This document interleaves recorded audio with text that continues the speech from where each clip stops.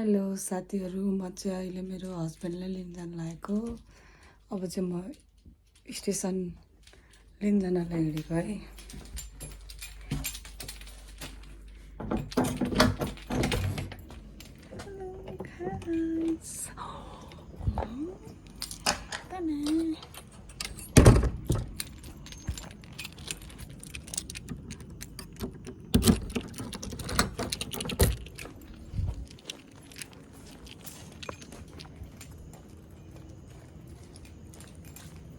रातिको अहिले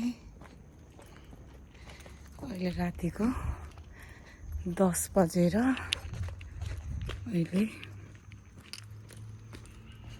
10:05 भयो। यस्तो सुनसान छ। म चाहिँ अहिले मेरो हस्बेन्डलाई लिन जान लागेको। जे पनि हुनसक्छ है। यहाँ चाहिँ अहिले रातिको 10 बजे यहाँनिर चाहिँ ठुलो स्कुल छ। छैन चाहिँ यसरी राति हिँडिरहेको छु। अन्त यस्तो सुनसान जग्गा चाहिँ मलाई डर लागिरहेको छ। हेलो साथीहरू, म चाहिँ रातिको 10:15 भइसक्यो। म चाहिँ अहिले मेरो हस्बेन्डलाई लिन जान लागेको। म एक्लै हिँडिरहेको छु। देख्न सक्नुहुन्छ यति सुनसान छ। जापानको एउटा कुरा चाहिँ नि, नेपालमा भएको भए चाहिँ सायद म यति बेला राति हिँड्न सक्थिनँ होला। जापानमा चाहिँ हामी राति 1-2 बजे नै कति बजे हिँड्यो नि आफूलाई चाहिँ सेफ फिल नै लाग्छ। डर चाहिँ लाग्छ। त्यो यस्तो अरू चिजको चाहिँ डर लाग्दैन। यहाँनिर चाहिँ अब जनावरहरू चाहिँ कहिलेकाहीँ अब यस्तै गाउँतिर नि, घरहरूतिर, मान्छेको बस्तीतिर नि यो भालुहरू चाहिँ आएको छिरेको हुन्छ क्या। अनि त्यही भएको भएर चाहिँ मलाई चाहिँ त्यो कुराको चाहिँ डर लाग्छ।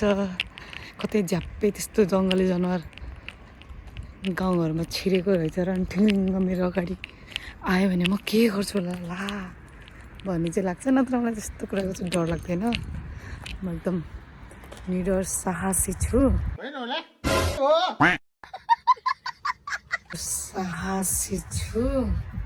केही लाग्दैन। देख्न सक्नुहुन्छ म चाहिँ अहिले यहाँ पिज्जाको अगाडि आइपुगेको छु। यहाँ चाहिँ रातो लाइट बलिरहेको छ। यो उमा चाहिँ रुल्सहरू चाहिँ, ट्राफिक रुल्सहरू चाहिँ फलो गर्नुपर्छ। देख्न छुट्टीको दिनमा चाहिँ म चाहिँ प्रायः जसो मेरो बुढालाई लिन आउँछु। किनभने उहाँलाई चाहिँ राति यहाँनिर स्टेसनमा आइपुग्दाखेरि 10:30 भइसकेको हुन्छ। अनि एक्लै आउनुहुन्छ नि त। अनि म यसरी लिन आउँदाखेरि चाहिँ उहाँ चाहिँ एकदम खुसी हुनुहुन्छ। अनि त्यही भएर म चाहिँ मेरो छुट्टीको दिनमा चाहिँ उहाँलाई लिन आउँछु। मेरो बुढालाई चाहिँ मेरो हस्बेन्डलाई चाहिँ अघि फोन गर्नुभएको थियो कि बुढी तिमी लिन आउँछौ कि आउँदैन भन्नुभएको थियो। मैले चाहिँ म आउँदिनँ, म सुतेको भनेर लगाइदिएछु। तर उहाँलाई थाहा छैन म लिन आएको भनेर। म चाहिँ अहिले चाहिँ उहाँलाई लुकेर गएर कुरेर बस्छु। अनि उहाँ आएको पनि म तपाईँहरूलाई भिडियो देखाउँछु। अहिले चाहिँ जेब्रा क्रसिङमा लाइट बोर्ड लगाएर छिटो दौडेर लाइट क्रस गरेर अन्त त फेरि कुर्नुपर्छ। म चाहिँ अब स्टेसन पुग्नै लागेको छु साथीहरू। अब स्टेसन यहीँनिर हो। स्टेसन पुग्नै लागेको छु। अहिले चाहिँ 10:20 भइसक्यो। अनि उहाँ चाहिँ 10:30मा आइपुग्नुहुन्छ। अनि मलाई चाहिँ यसरी राति एक्लै भिडियो बनाएर हिँड्न चाहिँ मलाई एकदम मजा लाग्छ। खासमा यसरी बाटोमा हिँड्दाखेरि मोबाइल चलाउन हुँदैन भनेर भन्छन्, तर खै अरूहरूले चाहिँ भिडियोहरू यस्तो बनाएर हिँडेको देखिरहेको हुन्छु। त्यही हो, साइकलमा हिँड्दा चाहिँ म बनाउँदिनँ, मलाई डर लाग्छ। बनाउनु त बनाउँछु कि, तर तैँले गाउँ साइड त भित्रभित्र त्यो खेततिर हिँडेको, खेततिरको एरियामा हिँडेछु भने चाहिँ बनाएको हुन्छ भिडियो। साइलेन्ट छ हाम्रो, त्यस्तो सिटीमा होइन। साथीहरू देख्न सक्नुहुन्छ, तपाईँहरू तोचुकीमा हुनुहुन्छ भने, तपाईँहरू जापानको तोचुकी भन्ने ठाउँमा हुनुहुन्छ भने यहाँको कम्बो मोमोमा आएर मोमो खान सक्नुहुन्छ। एकदमै मिठो, एकदमै टेस्टी मोमो खान पाउनुहुन्छ। मलाई चाहिँ यहाँको मोमो एकदमै मिठो, एकदम मिठो लाग्छ। यो चाहिँ हाम्रो तोचुकी स्टेसन हो।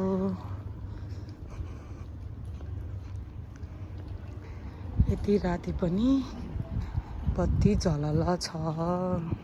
अरू ठाउँ हेरिकन अरूतिर चाहिँ एकदमै सिटी एरिया हुन्छ होला। हाम्रो चाहिँ यो अलि गाउँ साइड नै पर्छ, तोचुकी केन हो यो चाहिँ।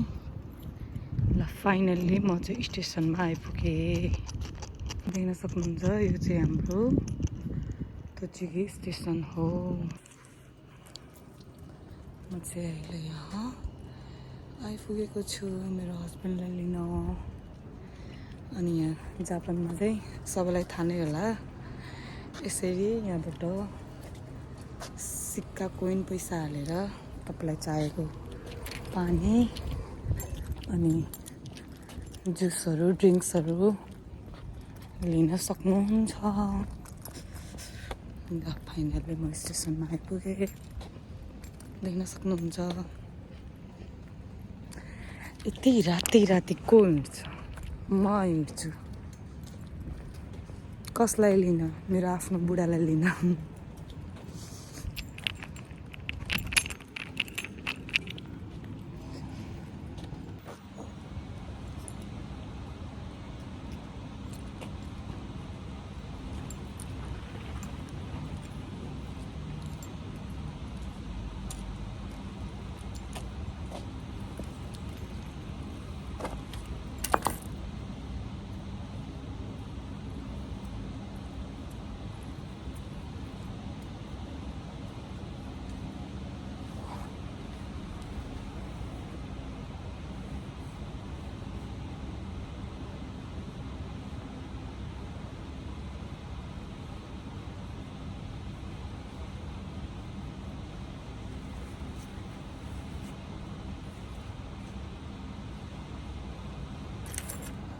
हुन्छ यतिखेर कति सुनसान हुन्छ यहाँ।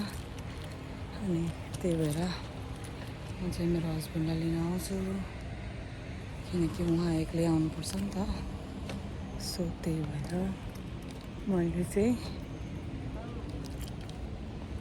हाम्रो तोचुकी स्टेसन हो।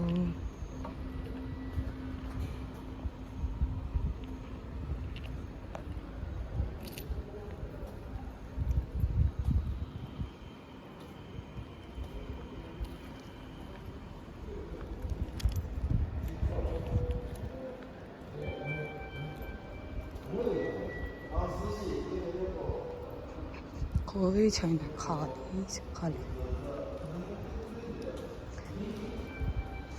मेरो बुढो चाहिँ यो तोबु लाइनबाट आउनुहुन्छ।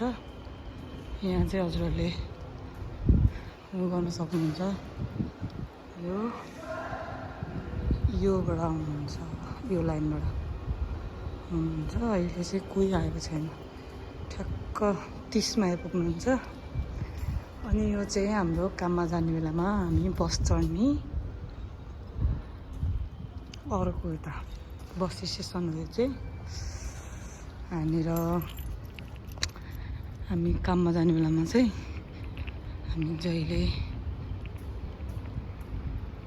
यहाँ आएर बस्छौँ। अनि हाम्रो बस उताबाट आउँछ अनि हामी चढेर जान्छौँ। ठुलो सहर भयो नि जति जे भयो नि तर आफ्नै गाउँठाउँ एकदम रमाइलो लाग्ने आफ्नै गाउँघरै प्यारो लाग्ने सबै चिज भए पनि आफ्नो गाउँघर जस्तो रमाइलो नहुने रहेछ यो परदेश भन्ने ठाउँ मैले नै अहिले यहाँ आएर थाहा पाएको छु हजुरहरूलाई चाहिँ कस्तो लाग्छ सबैलाई त्यही त हो नि अब आफ्नै गाउँघर आफ्नै घर परिवार आफ्नै रमाइलो लाग्छ त्यस्तै हो गाइस गुनासै गुनासोले भरिएको परदेशी जिन्दगी म चाहिँ सिन्दुर लगाएको छु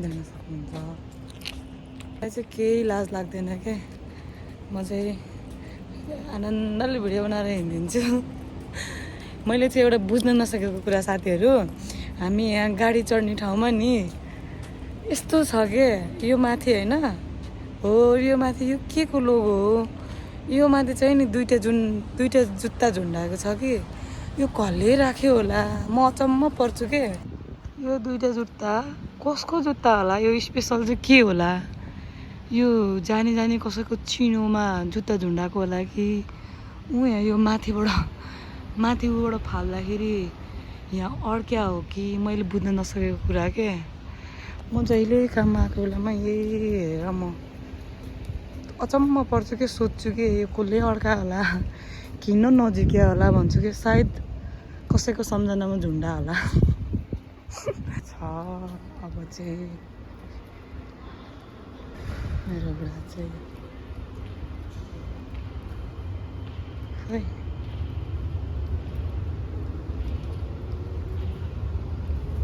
आउनुहुन्न त है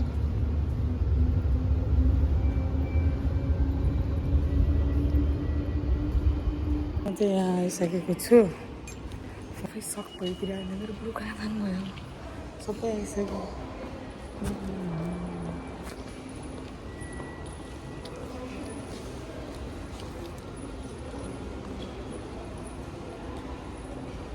सरप्राइज दिन्छु भनेर आएको म आफै सरप्राइज भयो त मेरो बुढो कहाँ जानुभयो सबै आइसके मेरो बुढो आउनु भएन कहाँ हराउनु भएछ के ट्रेन छुट्यो कि मलाई सरप्राइज दिने भनेर लिन आएको मान्छे ट्रेन स्टेसनको उमा गएर कुरेर बसेको छु बुढा आउला छैन बुढा भने कम्पनीको गाडीबाट आउने एकतिरबाट म चाहिँ भित्र स्टेसनमा कुरेको कुरे मैले सरप्राइज दिने गएको मान्छे मलाई सरप्राइज दिनुभयो मेरो बुढाले अब के भन्न चाहनुहुन्छ के भन्नु बुढे तिमीलाई म सरप्राइज दिन्छु भनेर आएको थियो त्योबाट फोन आएको थियो फोन उठाएको थिएन थाहा थियो रिसाइहाल्यो भन्ने सोचिरहेको थियो म चाहिँ पुरा झनै लुकिरहेको थिएँ कि उतापट्टि अनि झन् तपाईँ आउनुहुन्छ भनेर लास्टमा त मलाई सरप्राइज मैले सोचिरहेको थिएँ त्यहाँ मोबाइलले भिडियो खिचेर यसरी बस्यो होला म आउँदा म लुकेर खिचिरहेको थिएँ अझै मैले पुरा सरप्राइज देखाउँछु है भनेर बसिरहेको थिएँ अन्त लास्टमा त मै सरप्राइज भइदिएर ल यति मेरो जाइरो कार्ड हराएको छ हामी अहिले अब 7-Eleven जान्छौँ अनि त्यसपछि यो चाहिँ देख्न सक्नुहुन्छ मैले अघि देखाएको मोमो पसल आउनु होला तुचिकी स्टेसनकै आडामा छ एकदम मिठो टेस्टी मोमो खाना चाहनुहुन्छ भने आउनु होला एकदमै मिठो तपाईँहरूले पैसा हालेर खायो नि पैसा हालेको मनखत लाग्दैन पसल चाहिँ ठ्याक्क यो 7-Eleven भयो त्यो स्टेसन भयो त्यो ठुलो बिल्डिङ अनि यो हरियो घर योको तल्लो सटरमा है एकदम मिठो टेस्टी मोमो पाइन्छ हजुरहरू यहाँ आएर खान सक्नुहुन्छ गइसक्नुपर्छ साथीहरू गाइजहरू है तर अब पनि जाइरो कार्ड भेटिन्छ कि भेटिन्न थाहा छैन यति बेला नेपालीहरू हुनुहुन्न कि बुढा यहीँ फोटोकपी गर्दा यहीँ छोडेर गएछु कि मेरो जाइरो कार्ड चाहिँ अब अहिले माग्न आएको थाहा छैन पाउँछु या पाउँदिनँ चाहिँ देख्न सक्नुहुन्छ 7-Eleven हाई बुढा के लिनु आउनु भएको यस्तो नलिनु न भाइ किन यस्तो गर्नु यार नसुनाउनु न पैसा त पुग्छ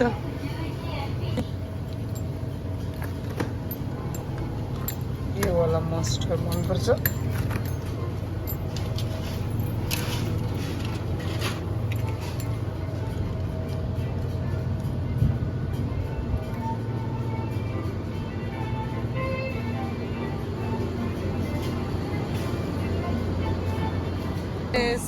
हामी चाहिँ बुढाबुढी मोन्स्टर बुढा चाहिँ के हो बुढा थियो बिरु त्यस्तो नभन्नु न बेजेतर बिरु के बिरु हामी चाहिँ अहिले रातिको 10:45 भयो होला है अब त यसरी हिँडिरहेछौँ बुढाबुढी मेरो बुढाले मलाई क्याप लिएर लाएर हो है बुढी भन्नुभएको क्याप लगाएको मन पर्यो अरे हेर्नु बुढा हेलो त्यही हामी चाहिँ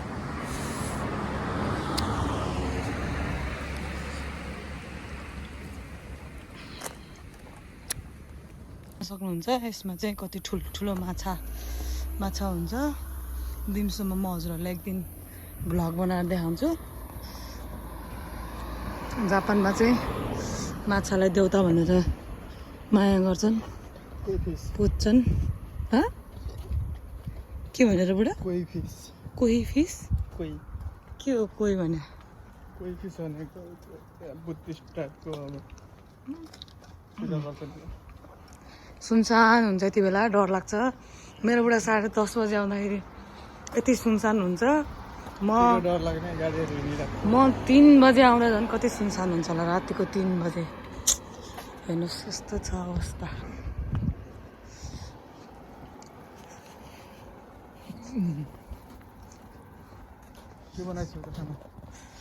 तपाईँहरूलाई घरहरू रुमहरू चाहिएमा यस्तोमा सम्पर्क गर्न सक्नुहुन्छ कति